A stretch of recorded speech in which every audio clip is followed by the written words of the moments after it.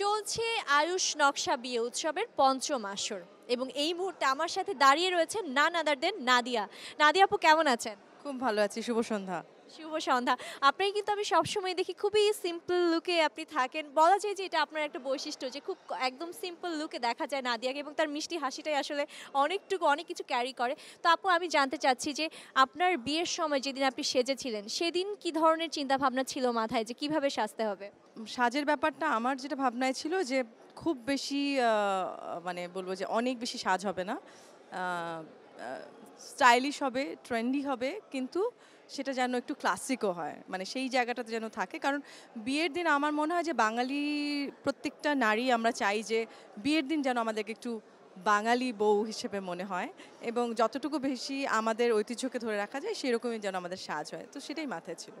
হ্যাঁ, যদিও বা আমি দেখেছি সেজন্যই আমি প্রশ্নটি করলাম কারণ এতটা সিম্পল লুকে আমার মনে হয় খুব কম মেয়েই সাজতে চায়। একটা প্রশ্ন করতে চাই সেটা হচ্ছে যে এই যে আমাদের নাটকের জন্য বা অভিনয়ের ক্ষেত্রে তো অনেকবার বউ সেজেছেন বা ফটোশুটের জন্য যেদিন রিয়েলি বউ সাজেন সেই সময়ের ফিলিংসটা কী ছিল এবং ডিফারেন্সটা কী ছিল? সেই দিনের ফিলিংসটা আমার মনে হয় মানে আমাদের মতো যারা আর কি অনেকবার হয়তো নাটকে অনেকবার বউ সাজতে হচ্ছে তাদের প্রত্যেকের জন্য আসলে নিজেদের বিশেষ দিনটার ফিলিংস একেবারে অন্যরকম। সেদিন কোনো ক্যামেরা নেই, কোনো মানে আমাদের স্পেসিফিক কোনো ডায়ালগ নেই।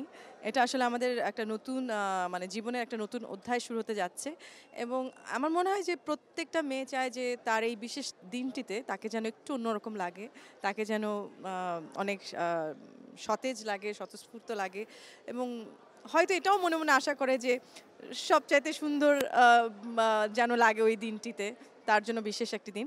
সেরকমই আসলে আমার ক্ষেত্রেও এরকম মনে হচ্ছিল আসলে সাজের থেকে না এক ধরনের নার্ভাসনেস কাজ করে বিয়ের দিন, যে কারণে আমার মনে হয় যে বিয়ের দিনের থেকে মেয়েদেরকে রিসেপশনের দিন বেশি সুন্দর লাগে, কারণ ওই দিনে অতটা বেশি টেনশন থাকে না, কিন্তু বিয়ের দিন একটু টেনশন থাকে, একটু নার্ভাসনেস থাকে।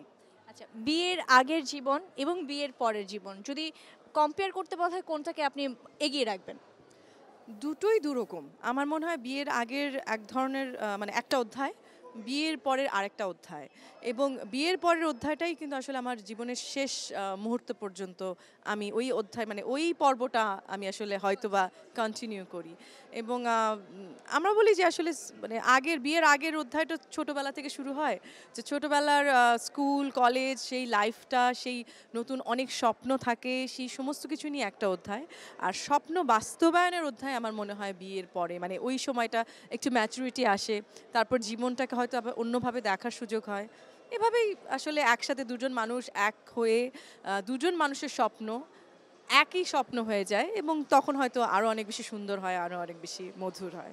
অসংখ্য ধন্যবাদ নাদিয়া আপু। আপনার পার্সোনালিটির বিশেষ করে আমি নিজে পার্সোনালি ফ্যান। সো অনেক ভালো লাগলো আপনার সাথে কথা বলে। আমারও খুব ভালো লাগলো। Thank you.